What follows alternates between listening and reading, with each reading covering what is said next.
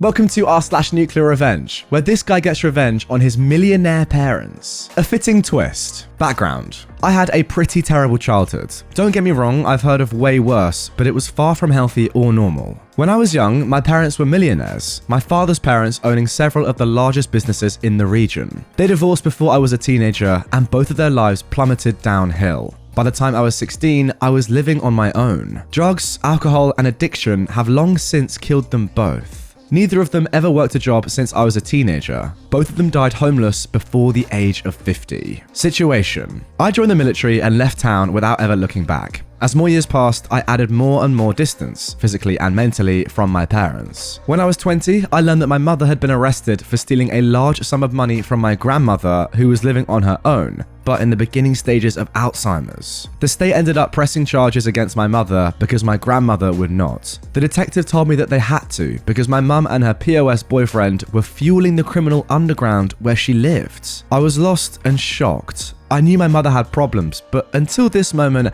I'd always viewed her as a sort of forest hippie. This is the moment that is the catalyst for my nuclear revenge. You see, my grandmother was pretty wealthy. Terrified that she would be locked away in an old folks' home, she entertained the leeching of my mother and POS guy. The problem is that it was never enough. Even after my grandmother bought my mother a house down the street from her, she continued to rob her own mother blind. She also fed my underage sister a stream of drugs and brought her in on the con.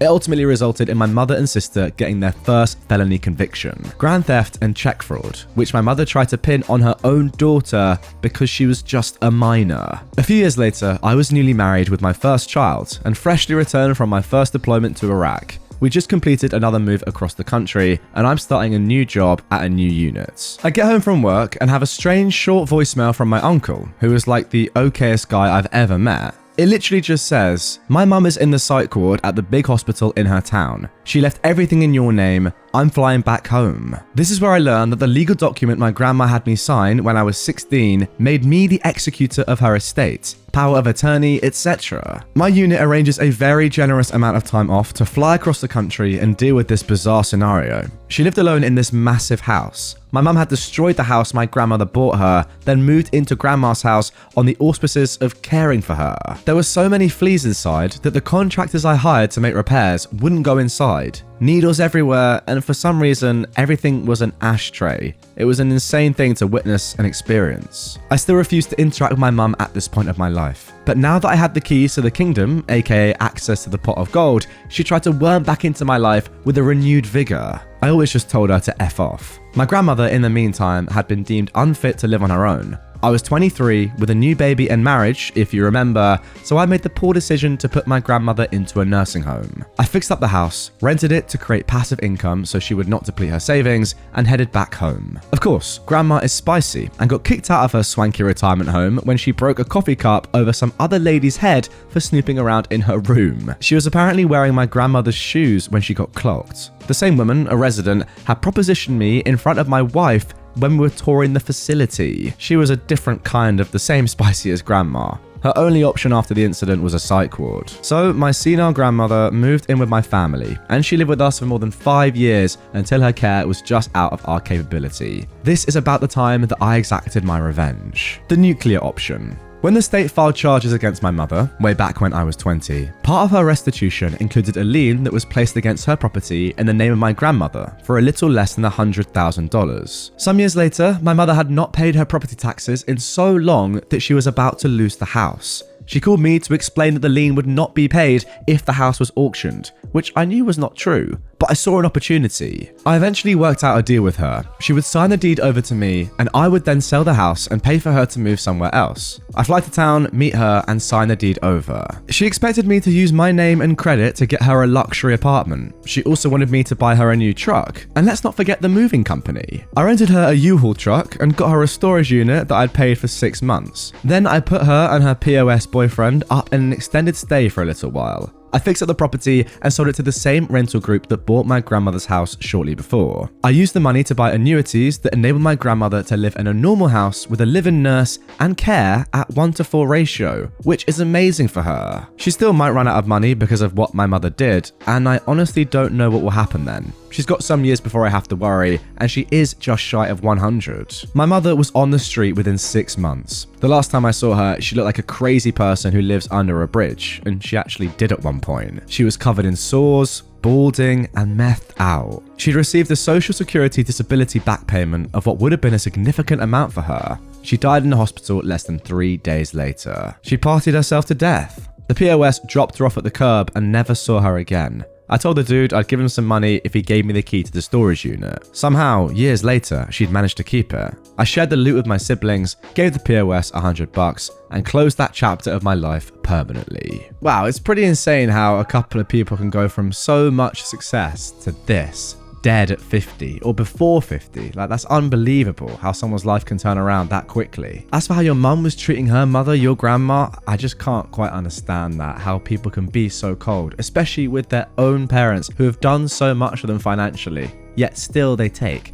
Unbelievable. Opie has actually said in the comments that although they do have very little sympathy for their parents or the choices they made, their goal was never entirely malicious. They were actually struggling to pay for their grandma's care by the end, and the cost just kept rising, so they kind of had to do something. Even if, yeah, he could have been a little bit more amicable, but they were stealing from his grandma who needed the money. Like, what are you going to do? In that situation, you've really only got one choice. Just stick with the person and side with the person who actually deserves your help. And that was obviously your grandma and not your mum. Naval officer didn't want to live with enlisted. Gets fired. So this happened about 1.5 years ago, but I recently heard the news as to how far my revenge went. I was a Navy enlisted service member and was stationed in Yokosuka, Japan, for a few years before I got transferred back stateside. I worked in the main hospital that cared for service members and their beneficiaries. It's a small hospital, so everyone knows everyone. Shortly after I left, I caught wind of a new physician officer working in the radiology department. My friends would say he's horrible to work with, but that's nothing new.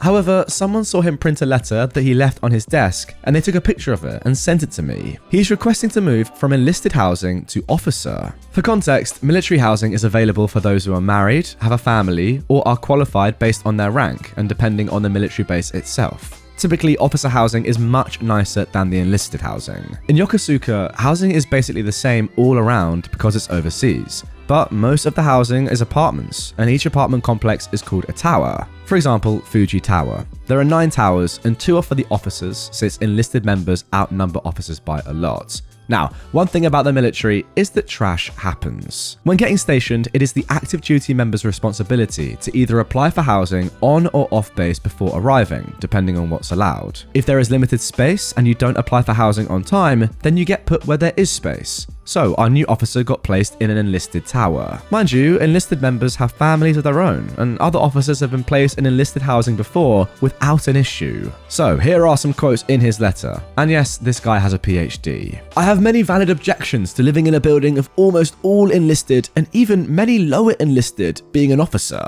There is a lot of crime, violent actions, drug use, and alcoholism that happens in enlisted housing. There's also sexual assault and other perverts. I have a good-looking family, a wife and 2 daughters aged 3 and 4. They are prime targets to be victims for these enlisted deviant activities. My family should be safe in housing that is with officers. Officers are much more respectable, and these types of deviant activities are incredibly rare compared to the deviant activities of enlisted being commonplace. Hang about, these guys are his colleagues, no? Other officer families will not want to visit us because our family lives on enlisted housing. My children need to make friends with other officer children. My wife needs to make friends with other officers' wives. I need to make friends with other officers. And finally, forcing an officer to live in a large apartment building with almost all enlisted is unethical. Wow. You get the idea. So this guy basically looks down on all enlisted service members, assuming every single one is a drug user, a pervert, a pedo, a criminal, etc. The kicker, he was an enlisted army member before going to officer school. In civilian terms, think of a manager that discriminates and calls all of his subordinates criminals, violent, alcoholics, pervs, drug users, etc. based on your job position. forgetting that some have a family and,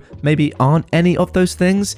And he not only has the authority to ruin your work life, he can ruin your personal life too. He can deny days off, make you stay late, write you up if he doesn't like you, and not letting you get promoted. Safe to say, everyone was fuming, and I have nothing to lose. I was separating soon, and figured I'd have some fun before I get out. I created a burner Facebook account and posted the letter and the officer's picture on a popular military enlisted group page. Within 2 days, it spread like wildfire. But I wasn't done yet. The military has something called challenge coins. Think of trading cards, but custom coins that come in many shapes and sizes. I designed one with his face and a big middle finger in the back. On top of that, I designed stickers to show how proud us deviants are. Other coin designs came from other people as well, but so far I think mine was more popular. I sold over 70 coins to the initial person who originally sent me the picture at a huge discounted price so she could sell them for a profit for herself. So the officer's face is everywhere because most people keep their coins displayed on their desk. No matter where the officer went at work, he would see his face on someone's desk. And since it didn't have his name on the coin, you can't officially say it's him.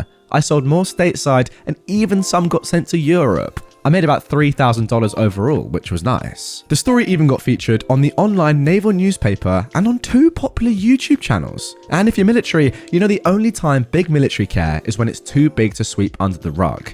This story got the officer sent up to Captain's Mast, which is like Navy courts. He tried to say his wife was the one that wrote the letter, but no one's buying it because her writing style is way worse. She even tried to take the fall, but nobody believed her. They both ended up deleting all social media. Due to this, he got served 3 UCMJ articles, which basically are his offences. But there's more. When you're in the military, you have a deadline on how long you can be a certain rank. If you don't pick up, then you're kicked out. And because he's new and got served UCMJ articles, he won't be up for promotion, and therefore he was involuntarily separated. Also, the officer program he went through pays for his PhD. When the military pays for your PhD, you have to serve 10 years to pay them back. If you don't complete the 10 years, you have to pay the military back with money instead of time. So he lost his job and now has to pay back the military for his PhD. And since it takes a while for the paperwork to have him and his family sent back stateside, you can bet he socially suffered because no one worked with him. This is honestly the lowest of the low. Imagine you take on a new job, you're all excited,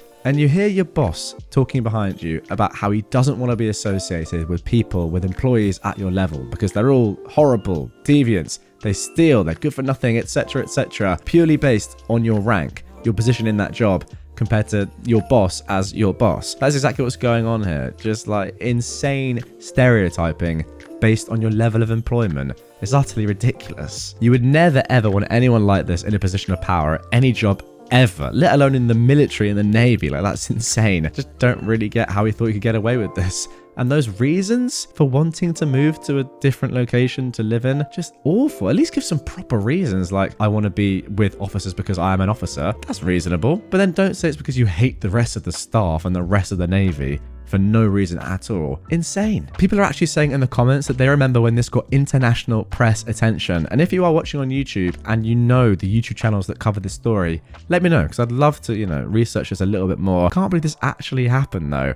And the fact that everyone bought coins and you made a profit out of it. Oh, great story. Fantastic revenge. Anyway, guys, that is going to do it for this one. Really hope you have enjoyed it. If you did and you want more revenge content right away, the other day I released a Nuclear Revenge movie. Over 3 hours of nuclear revenge stories in one easy episode. So check it out. It's on screen if you're on YouTube, down below, top line of the description if you're on any other platform. And I'll see you all tomorrow with a brand new Reddit episode.